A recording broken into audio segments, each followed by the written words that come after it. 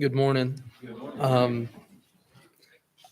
I've tried to shorten down. I know we're going for less time, and so to make sure everybody has, if they need to talk or have input, please feel free.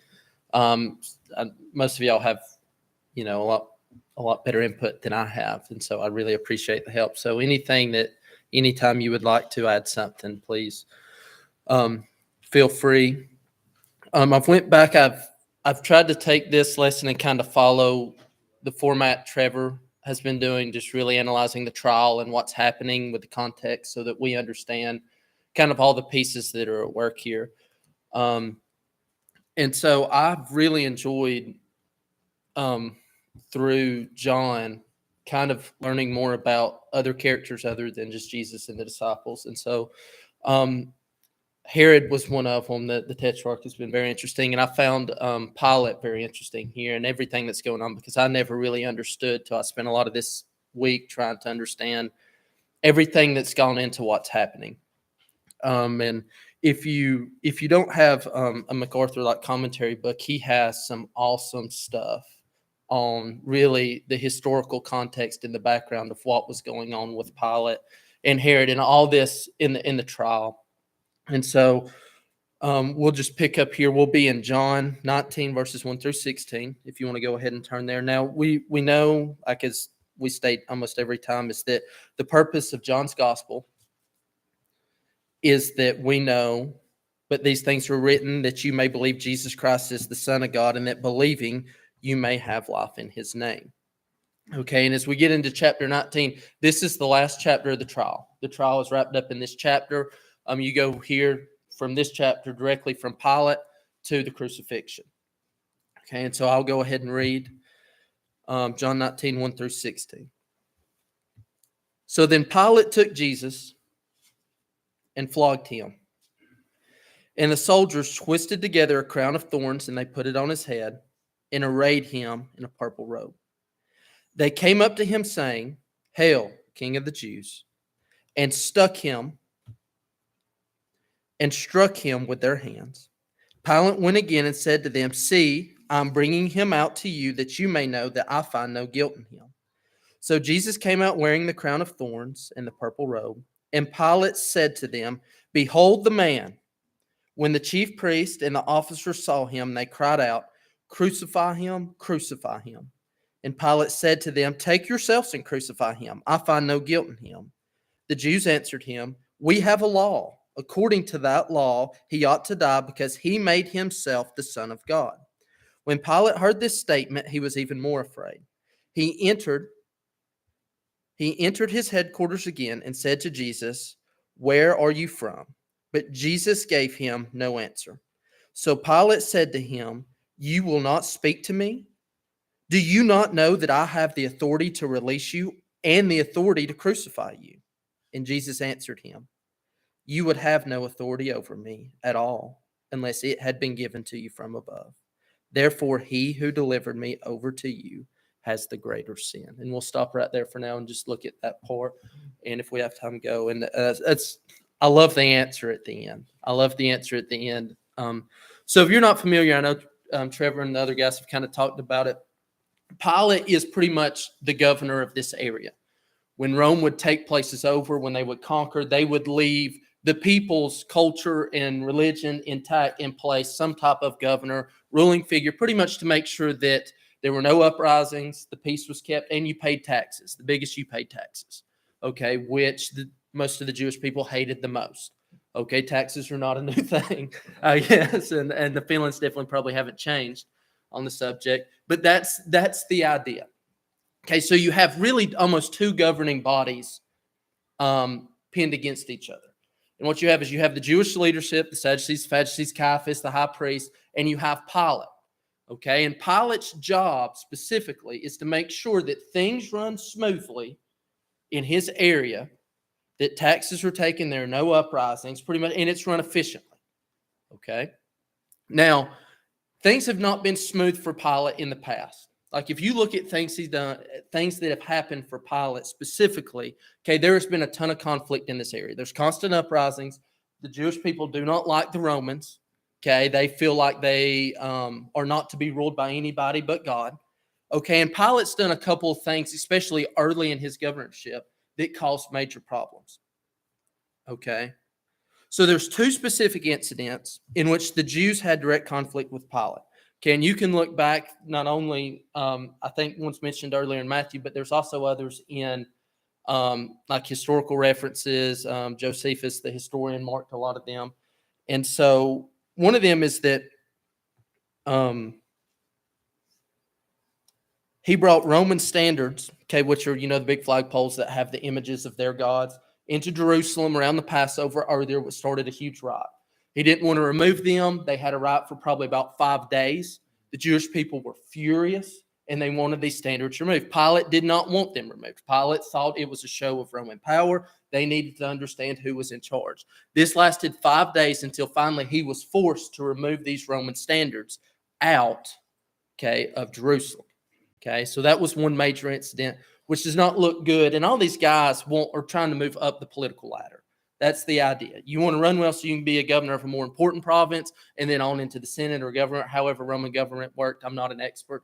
The idea is that you do well, just like we have here. You start off at state government, hopefully move into federal government, and then on up the ladder from there. That's kind of the idea. All right. And then the second one, which was the biggest one and probably the most humiliating thing that Pilate had happened to them, is that Pilate placed golden shields with Roman emblems, which were probably religious. Okay, and he had them placed on Herod's, I don't want to say castle, I guess mansion, whatever it would have been, in Jerusalem. He placed them on Herod, Tetrarch, had it put up, okay, and people who walked by could see it. Okay, now Herod did not like this. His sons did not like it, and the people did not like it. So they begged and petitioned Pilate to remove the shields out. They didn't want any type of Roman culture, any type of Roman influence placed in there. And what happened is he refused. He absolutely refused. So they petitioned the Caesar or Emperor Tiberius, and they literally wrote him a letter, like went above him, and demanded that they remove these shields. Now, if you don't know Tiberius or any like really historian, I didn't either until I started studying. Tiberius was famous for two things, okay? Conquering people and killing people who didn't do a good job ruling places. Okay, so this is not a good thing. They've already had a riot that lasted 5 days, and not long after, for the same exact thing that he's not supposed to be doing, okay, he's placed another emblem up on their temple, and the Jews are furious. So they write Tiberius. Tiberius is furious and responds to Caesar and says, to Pilate, says, take those down. Don't put anything up again. Don't start any problems. You have one job. Keep the peace, collect the taxes. That's it. Okay?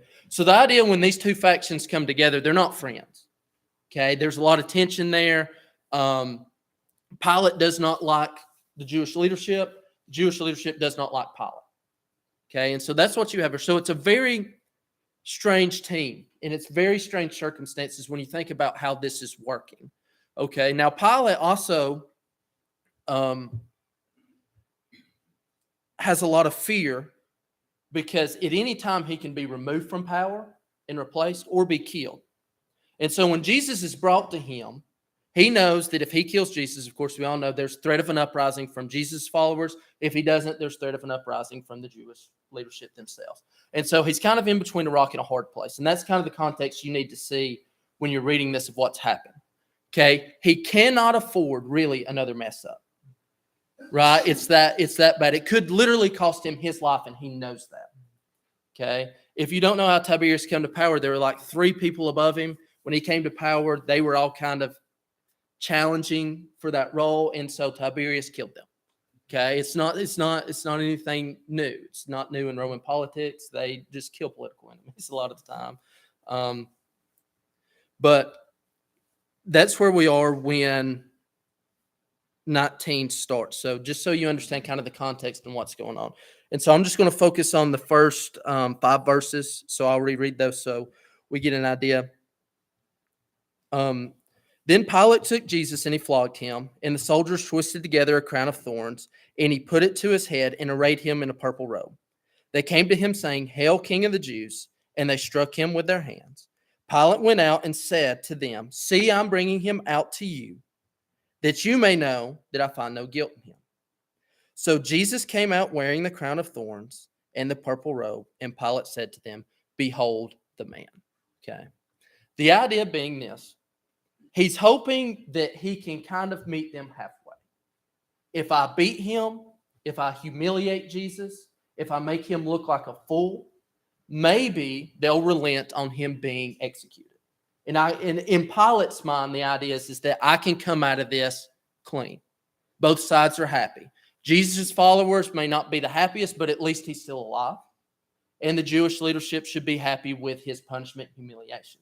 Okay, he was lashed. If you don't know what it meant to be flogged, it's awful. The idea is that you're stripped, you're tied to a pole, and they whip you usually up to about 39 hits, just because I want to say in the Old Testament, 40 was the limit you could go to. And so they always stopped short of that, poor Jewish culture. And so it would have been, it's not like just a whipping with a belt. I mean, we all know it's got metal on it. I mean, it's like being whipped with a sharp chain over and over again. The idea is that they put a crown on his head to mock him like a king, put a purple robe on him. They slapped him around, brought him out. The idea, behold the man, this theatrical, here he is, here is your king, here is the guy who's raised himself above you, and here he comes. Okay. And so the idea is that obviously Pilate hopes that the beating and torture of Christ will be enough to pacify the Jews. This is why he tells them before bringing him out, the idea of, I'm bringing him out to you now. I find no guilt in him. I'm going to go ahead and tell you. I don't think he's guilty. I don't think he's done anything wrong. But I've went ahead and done all these things and humiliated him, and here he is. Okay. Now, what I think is so funny, especially as you got into the ending with authority, we know, even though Pilate doesn't because he's a pagan, that there is no way Christ was not going to be crucified. Okay, even Christ knows this. Okay, and we have so many verses. So flip back to John, if you will, John chapter 12, verse 32. So this is right after the triumphal entry. Okay, going into the week.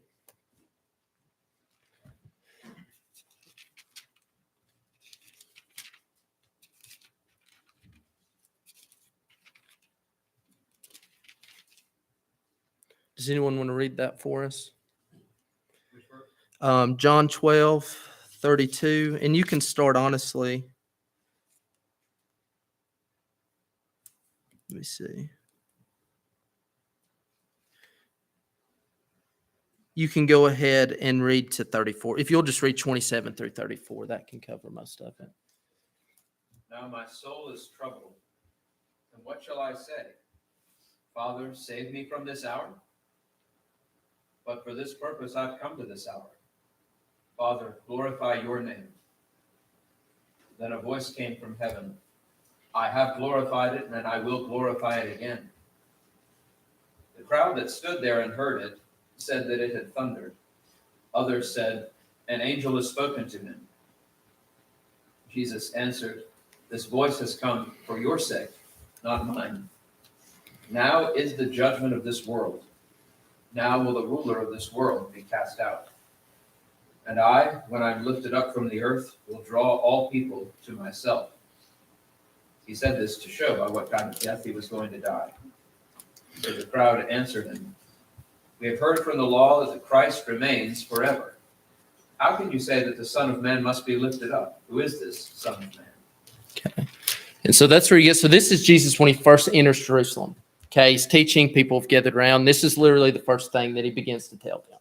Okay. I will be lifting up, hence I will be crucified. I used to think forever when I was little, lifted up, like in the song, we lift you up. But it's not, it's referring literal to the crucifixion. Okay. And I'd always heard, people say, if he be lifted up, so many great things will happen. That's not the context of the verse. Context being, I will be lifted up and draw them into him. Let's talk about the crucifixion. Let's talk about the saving of the elect. And so the idea is that Jesus knew from the time he come in. He's been telling the disciples the whole time, I will not always be with you. I will die. But here he references specifically to how he's going to die. And if you look back through the Old Testament, there's several other examples. So you can go to Zechariah 12:10 if you want to turn.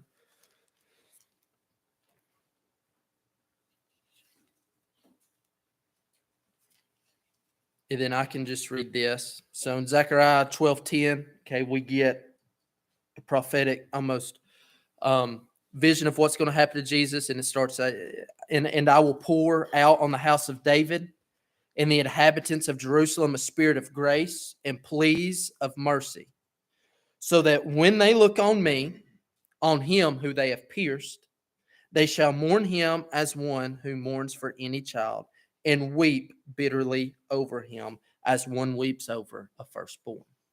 And previously, if you go all the way back to Psalm 22, I love Psalm 22. It's where you get the, oh Father, why have you forsaken me? Pretty much the full accounting of the crucifixion and every literal thing that happened. Okay. And he speaks specifically for dogs encompass me. This is 22:16. A company of evildoers encircles me, and they have pierced my hands, and they have pierced my feet. All right. Now, the reason these are all so important is that the Jews who Pilate had been telling over and over again, well, just take him and kill him, take him and kill him, do with him what you want, don't bring him to me. The Jews can't kill him, because how do the Jews kill people usually? Or how do they execute people? They stone them, which is the exact opposite of everything that's been prophesied from the beginning to the end. I mean, you even have in Genesis the serpent being lifted up, lifted up, lifted up, lifted up. You've heard it over and over again. To be stoned was the opposite. It was to be put down, right? Be put down, hit with stones. Also, the idea is that there were no broken bones, that he would be intact. That's obviously if you were hit with tons of rocks, you would have broken bones. Also, you're not pierced in a stoning, right? Your hands are not pierced. Your feet are not pierced. And who are the only group of people who execute people this way? The Romans. The Romans, right? This is thousands of years ahead. Nobody's executing people like this. Okay, the Romans come along. As it turns out, this is just how they execute people. Okay, as all the prophecies have determined. Pilate, who doesn't know him because he's a pagan, is not getting out of this. Okay, it's not going to happen. He has to die that way. It's been prophesied from the beginning, and here it is. It's come to pass. And I think it's funny that you see Pilate trying to work to get out of this, and we all know the truth. And Jesus knows. Jesus knows the whole time. You want to know why Jesus answers Pilate the way he does? It's because Pilate is so small, so minimal in the idea that a man could stand, I guess, against the sovereignty of God and the sovereign will and just God's grace, because we're about to see an outpouring of God's grace. And the idea being that everything that has happened from the wicked, evil intentions of the Jewish leadership, of the pagan ideology of the Romans, to everything that's happening with Jesus, is all been directed by God. He's not reacting. I hate the idea that a lot of times is portrayed that he takes what we do for evil, reacts to it, bends it around, moves it in some sort of direction that all works out in the end. Like, that's not the desired result, but I made it the best that I could, is mocking, really. It's almost an insult. The idea is that there's not one thing happening throughout this trial that is out of place with the plan of God. Not a single thing. Okay, and we've gone, and this has been a wild trial. Trevor's talked about it over and over and over again. I mean, it's the same. They take him at night. They try him at night. They find him guilty, even though it's an illegal trial. So they get up at the crack of dawn, drag him back out there, try him again in like a kangaroo court. Okay. Then on top of that, they can't kill him. They don't want to kill him. So now they drag him down to Pilate to try to get Pilate to kill him. Pilate don't want to kill him. So they take him and drag him to Herod, sends him to him. Herod don't want to kill him. So he mocks him, makes fun of him, and then sends him back to Pilate. Okay, that's a brief summary. That's the Spark Notes version. Okay, I'll write that on there. Right? The idea being, but I mean, it's honestly laughable of what's going on, and every single detail has been prophesied and told exactly what's going to happen. What does the rest of the stuff say? He stood silent like a sheep led to the slaughter. He's not. You want to know why he doesn't answer anybody the whole time? I mean, the most innocent man there's ever been is on trial, and is still not answering anybody. And that's why later, like, the idea is that I guess that Pilate is somewhat trying to assert dominance, say, why won't you answer me? Do you not know? But I think a lot of it is just disbelief. Like, do you not know what's about to happen to you? Do you not realize what I'm about to do and who I am? I'm the guy, not only can I kill you, but I can save you, set you free. And I mean, just the humility of Christ. I mean, like, really, just... No, man. I got nothing for you. I got nothing for you. And so that's where you are. And so it's just important to know the Jews are not going to kill him. Now, is it the Jews' fault? Absolutely. When he says later, and we'll get to it in more detail, when he says, therefore it is those who delivered me to you who it's the greater sin. He's not talking about Judas. He's talking about the Jewish leadership. Judas delivered them to the Jews. The Jews delivered him to Pilate. Judas didn't deliver Jesus to Pilate. The Jews did. And so when he's talking about who holds the greater sin, who has the most fault here, it's the Jewish leadership. Okay, and that's specifically the context. But he knows they're not going to be the ones that carry out the execution because he's not going to die by stoning. Okay, it's not going to happen. All right. Any questions? Anything? Anybody have anything to add?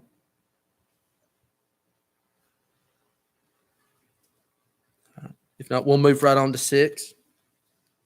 Okay. And of course, this is so clear. And this is when Pilate begins to realize, as we hit verse 6, after beating him and taking him out, putting on, really, it's a pony show. Okay. He realizes that he's not going to get out of this easily. And so, of course, he shows him. He thinks surely they'll be happy with this. And what did the Jews say? When the chief priests and officers saw him, they cried out, "Crucify him, crucify him."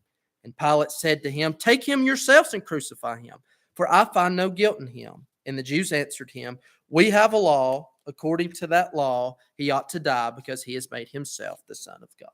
So they're not going to relent. He has to die. He has broken our law. Okay, the idea of the law probably being blasphemy, that he's made himself God. And of course, they see this. It's not blasphemy. Why? Because he is God. Because he is the Son of God. It is no sin to say who you really are when you are that person. Okay, we are all sinners. We understand that we were sinful. We're saved by the grace of God. We know who we are. It's not a sin to acknowledge who we are. Okay, Christ is the perfect Son of God, God and flesh perfectly together. Okay, he is who he said he was. It's not a sin. That's the whole point. That's why they can't stand Jesus. Like, you realize this is blasphemy.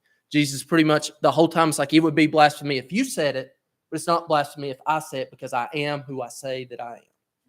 All right. And that's been the driving point the whole time. Okay. Now, so we'll move right on to 8. And so the trial continues.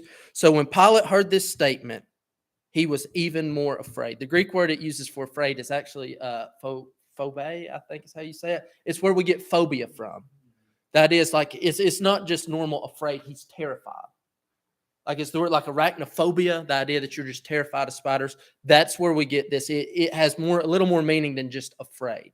At this point, when Pilate realizes there's no way that the Jewish people are going to relent, he becomes scared. Right? And so he entered his headquarters, and again, he said to Jesus, "Where are you from?" Now, I love that question. I think this is so interesting. Okay, where are you from? But Jesus gave him no answer. So Pilate said to him, "You will not speak to me? Do you not know that I have the authority to release you and the authority to crucify you?" Okay, and we'll stop. And of course, we've already kind of talked about the end, but Pilate's extremely worried now, and there's reasons why, and we've talked about a couple of them. Okay, the obvious is how volatile this situation has become. This is not good for him. He knows this is not going to be to his advantage politically or to suit his ambitions. That's one of the most obvious. Okay. The second is, it's his conscience. He knows Christ is innocent. He knows. We know he knows because go to Matthew 27. We can turn there with the same account of what's going on. Okay. Matthew 27 makes it crystal clear exactly what Pilate knows. I always think it's neat when you look back at the other and it gives you just a little more information to really understand. So same trial, just different count, same things going on. He's racking his brain. He doesn't know what he's going to do with Jesus. He is in probably the craziest trial of his life. He's even tried to trade him. He's ended up trading him for Barabbas. I mean, it just gets worse. I mean, if you look at it from Pilate's perspective, it just keeps getting worse. Okay, and this is what it says in Matthew 27, 18 through 19. It says, "For he knew that it was out of envy that they delivered him." So that's why he's there. He knows. They're jealous. They don't like him. They want rid of him. And then on top of it, Besides, while he was sitting on the judgment seat, his wife sent word to him, have nothing to do with this what man? This righteous man, for I have suffered much because of him today in a dream. Now, so think of it, he's been sent 9,000 plagues. Pilate's sitting here. He's given away a guilty guy who really is a murderer, okay, to try to save him. Didn't work. He's beat him. Didn't work. He's put on a show. Didn't work. Okay. Jesus won't answer him. He can't figure anything out. His wife's in the back crying, okay, because she wants him to go. He's sitting on a seat. He's all by himself. He doesn't know what to do. And he's begging Jesus. That's the idea you need to get. He's begging, like, answer me. Like, I need to know, where are you from? Who are you? And isn't that's like the essential question of salvation? Who are you?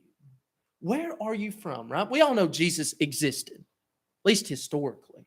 That is, what are you going to do with him? Is he a rabbi? Is he just a teacher? Do you throw him in the ranks? I can't tell you how many kids I've talked to that throw him in the ranks of Martin Luther King, Muhammad Gandhi, the idea he's just this peaceable guy, okay? Who is he? Where is he? Is he from heaven? Is he the Son of God? The answer is yes, absolutely. There's no way around that. That's the question of man, essentially, is what are you going to do with Jesus Christ? And so there's also other things at play here that MacArthur kind of pointed out. I'm definitely not smart enough to think of them on my own. Okay, obviously. But I never thought about this till later. So Pilate is pagan, believes in the Roman gods and Roman mythology, which is very similar to Greek mythology. And in Roman and Greek mythology, gods walked the earth all the time. And not only did they walk the earth, but they had children, sons of gods that roamed around, okay? And so they fully believed that they were walking among gods, demigods all the time. And now Roman and Greek gods are not like our God. One, they're not real. Two, they're vengeful, they're spiteful, they exact revenge on anyone who wrongs them. It was a very dangerous thing. It's very similar to Hinduism, right? You got all these gods, you got to kind of pick a few you want to please and pray you don't displease the others. They're always in war with each other. They're never happy. And so Pilate is probably thinking from that perspective. How do we know? Look at Acts 14:11. Remember, this happens over and over again. I'm just going to use one example for the sake of time. This happens over and over again throughout the New Testament, especially the epistles as Paul and Acts, as they're going around and healing people and spreading the word. And so they've just healed a guy. They've just healed somebody. The Greek people have looked and seen it, and this is what they said. The crowd saw Paul had done this, and they raised their voice in their Lycaonian language. The gods have become like men, and they have come down to us. And they began calling Barabbas Zeus and Paul Hermes, right? And there's several other examples of this throughout. Every time the Greeks would see this, that's exactly where they go to.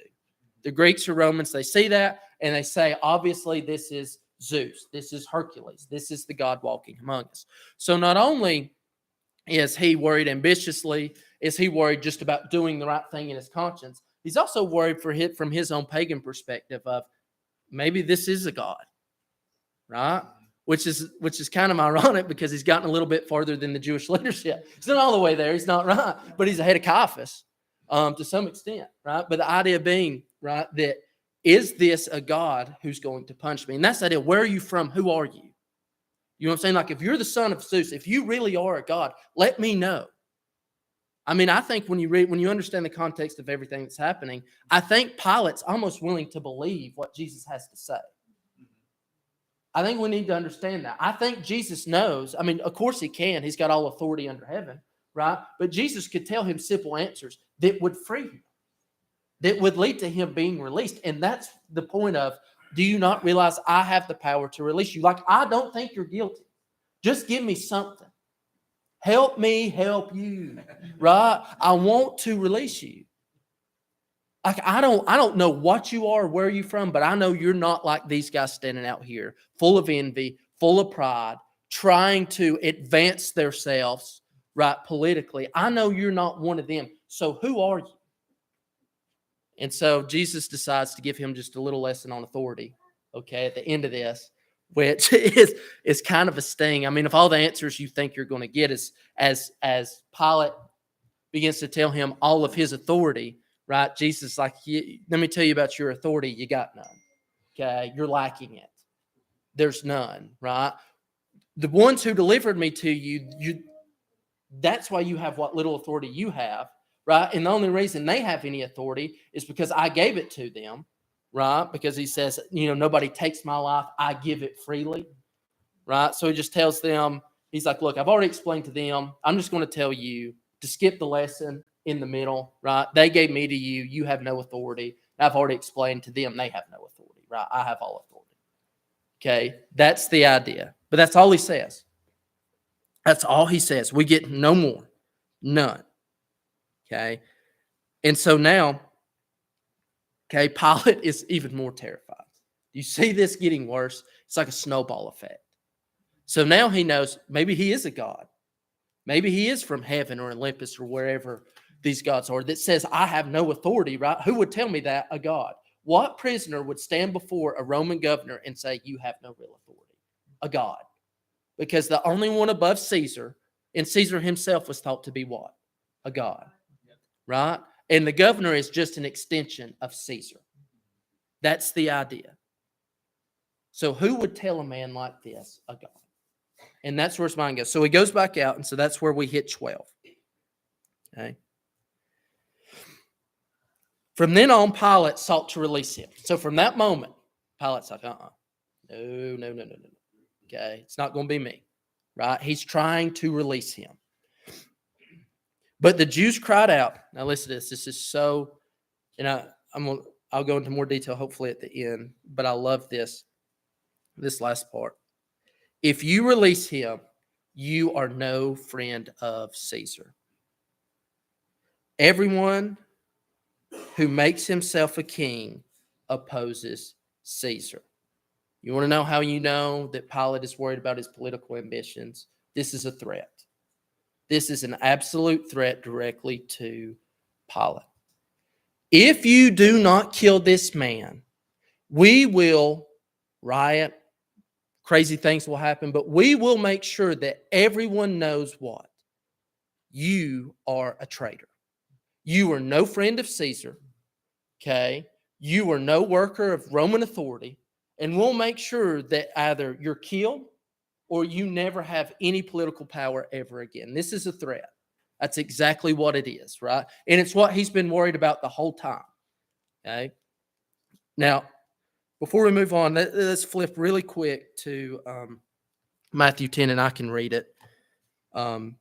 Just an idea on this that kind of hit me really last night as I was trying to finish to make sure that I had everything wrapped up. If you go to Matthew 10,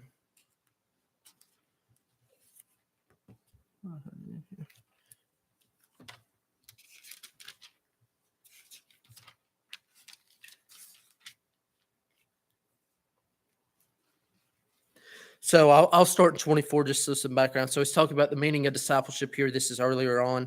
Obviously, it says the disciple is not above his teacher, nor a slave above his master. It is enough for the disciple that he become like his teacher and the slave like his master. If they have called the head of the house Beelzebub, how much more will they malign the members of the household? So he's talked about, they've accused him of being Satan.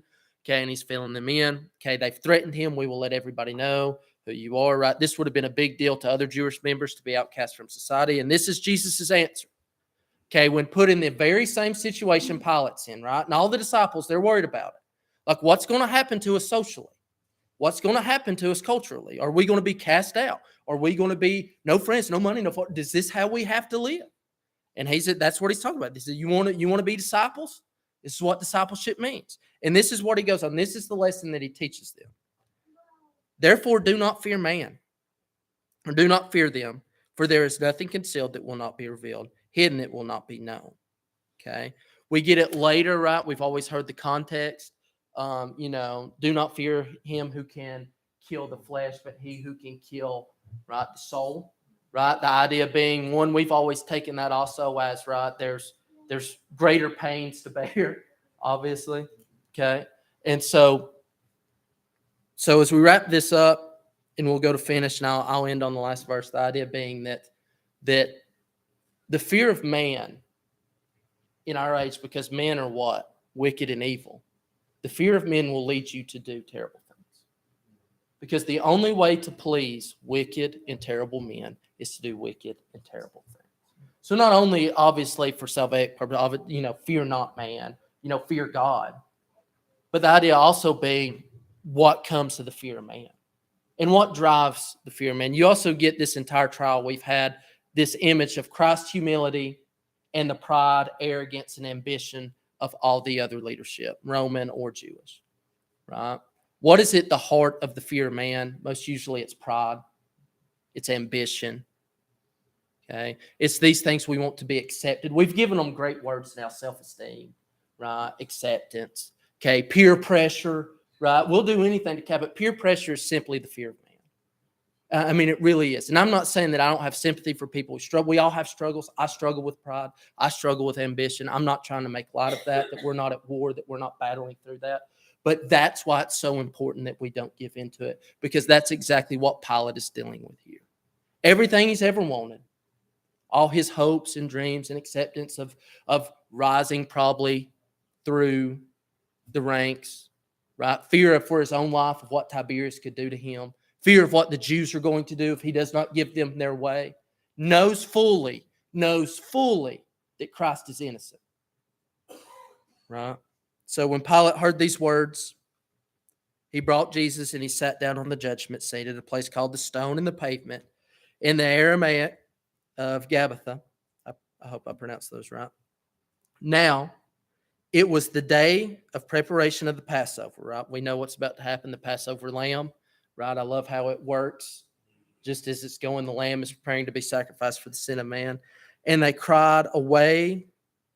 So in the 6th hour, and he said to the Jews, "Behold your king." And they cried out, away with him, crucify him." And Pilate said to them, "Shall I crucify your king?" And the chief priests answered, what were they trying Jesus for? Anyone remember? What were they trying him for? Blasphemy? You want your blasphemy? Here's your blasphemy. This is what the Jewish leaders cried when he finally gave in, right? Pilate knows. He puts on, he goes to his seat, goes to the special place. He's like, "Behold your king," mocks him once more. "You want me to kill him? Fine, I'll kill him." And what do they say? What do the Jewish leaders who have put Jesus on trial for blasphemy say?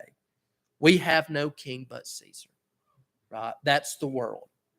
We have no king but Caesar. That's what the world cries every day of its life.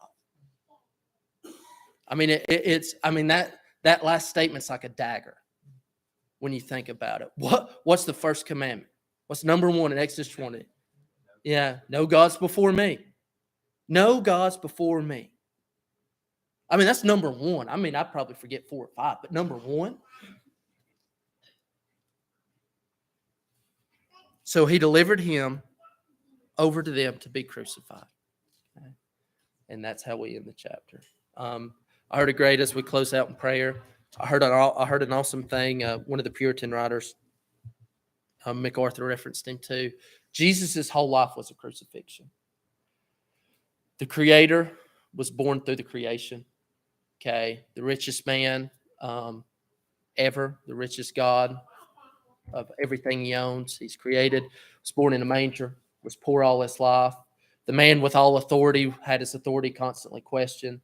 The man who knew all was obviously told all the time by his disciples, "What do you know?" Question. Think about every instance of his life to be the God of the universe. Every moment, not just the crucifixion, every moment. Why do you heal this man? Why do you do what you do? Why do you do this? Why do you do? His whole life was a crucifixion. And the perfect humility that Christ showed his entire life should be just an example to us always.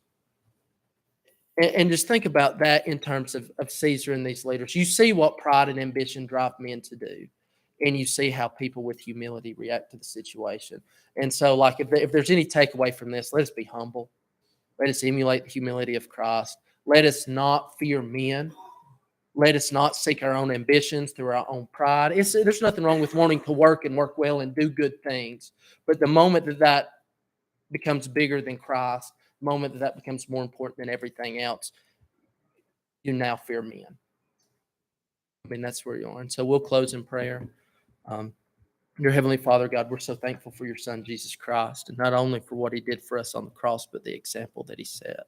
Father, I pray for everyone here, Father, in this church. May we be a humble people. Father, may we be a people who are humbled as your Son was humbled, Father.